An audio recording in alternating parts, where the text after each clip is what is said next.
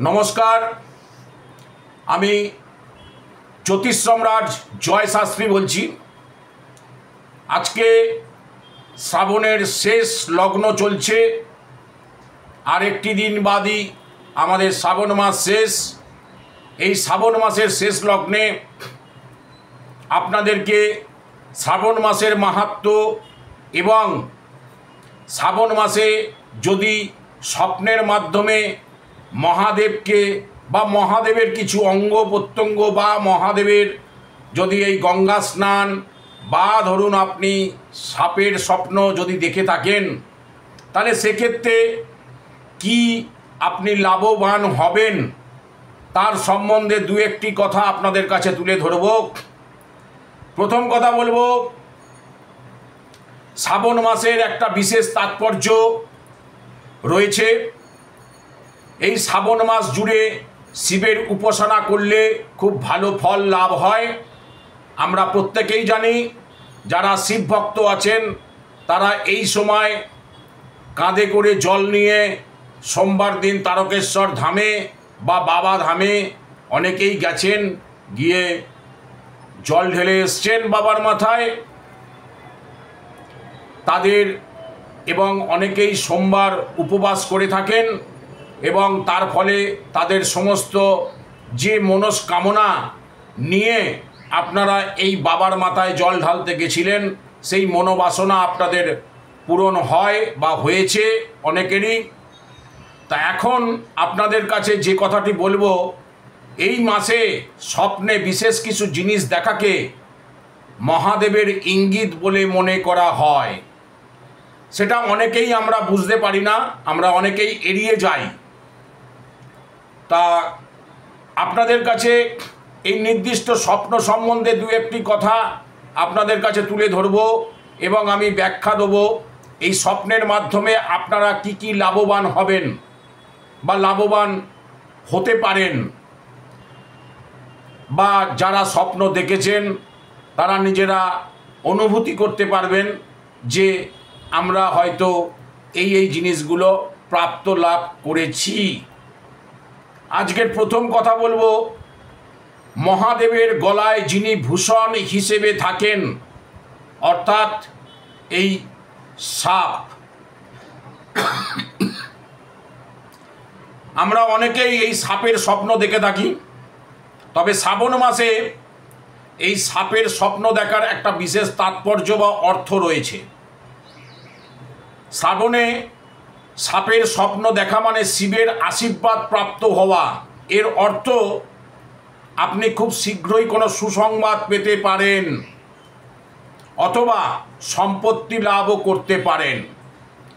এমন স্বপ্ন দেখলে পরদিনই শিবের পূজা করতে ভুল করবেন না। এরপরে বলবো, শ্রাবণ মাসে রাতে ঘুমের মধ্যে যদি দেখেন যে আপনি গঙ্গায় স্নান করছেন, তাহলে আপনার বুঝতে হবে যে আপনার জীবনে সুখ আসতে চলেছে। এটি মহাদেব আপনাকে সকল পাপ থেকে মুক্তি দিচ্ছেন সেই লক্ষণও হতে পারে।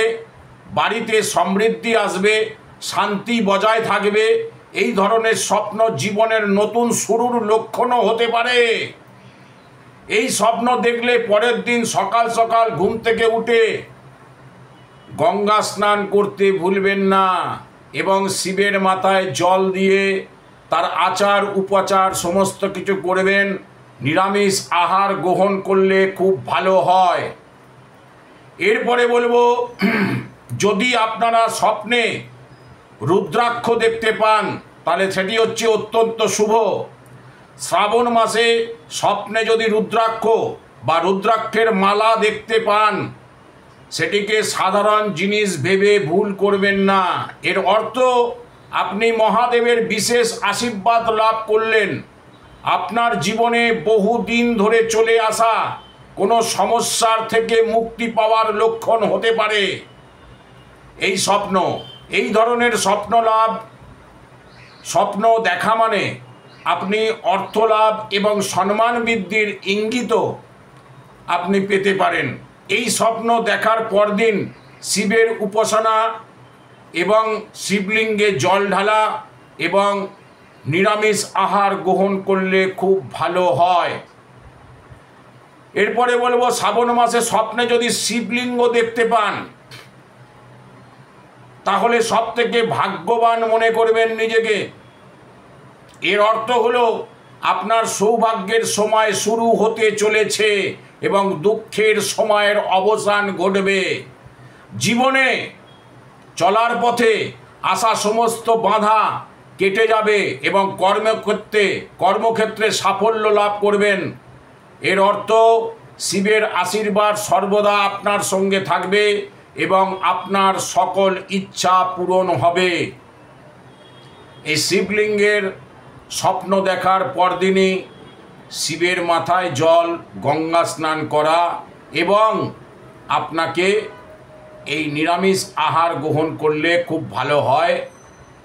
আজকের আপনাদের কাছে আমি যতটুকু জানছি, যতটুকু বুঝছি, বহু পুঁথিপত্র ঘেঁটে আপনাদের কাছে বিশেষভাবে বিশেষ কিছু তুলে ধরছি। এগুলো আপনাদের চলার পথ সুগম করবে বলে আমি আশা রাখি। এই বলে প্রত্যেককে আন্তরিক প্রীতি শুভেচ্ছা ভালোবাসা জানিয়ে আমার অনুষ্ঠান শেষ করলাম। জয় ভোলেনাথ, জয় শিব শম্ভু, বম বম শঙ্কর, হর হর মহাদেব, জয় সত্যম শিবম সুন্দরম, ওম নমঃ শিবায়।